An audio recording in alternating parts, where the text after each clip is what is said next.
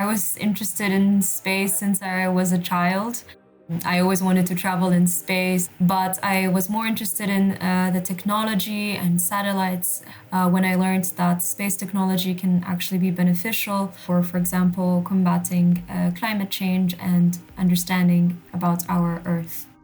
There are thousands of satellites actually up in space, and different satellites have different dedicated missions.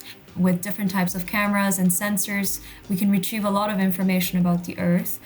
So, for example, some satellites take optical images, and here we can, for example, predict typhoons, how it behaves, and where the trajectory is going. Or we can also see how the ice is melting in the Arctic.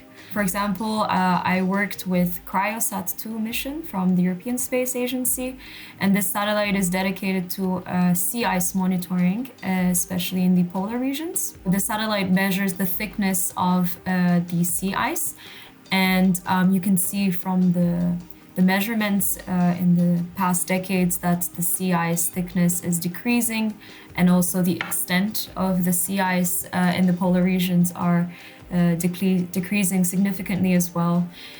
It's a very important factor in understanding and observing the climate change.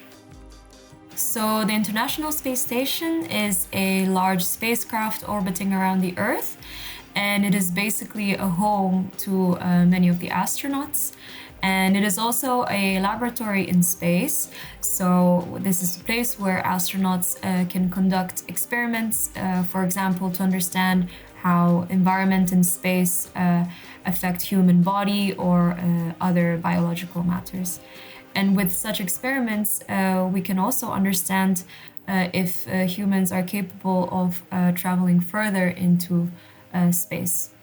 There are many official requirements to become an astronaut, good physical capabilities to endure, for example, the intense G-forces. But apart from that, I think it's very important to be a team player. You have to be a person who has very good self-control and who can also cope with stress.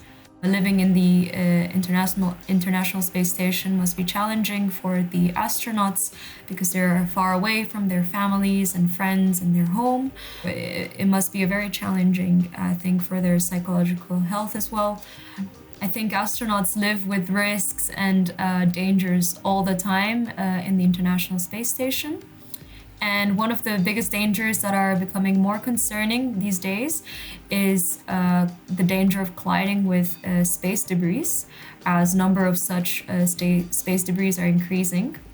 So space debris are small junks, which includes fragments of old satellites, for example. And collision with such debris can be extremely dangerous.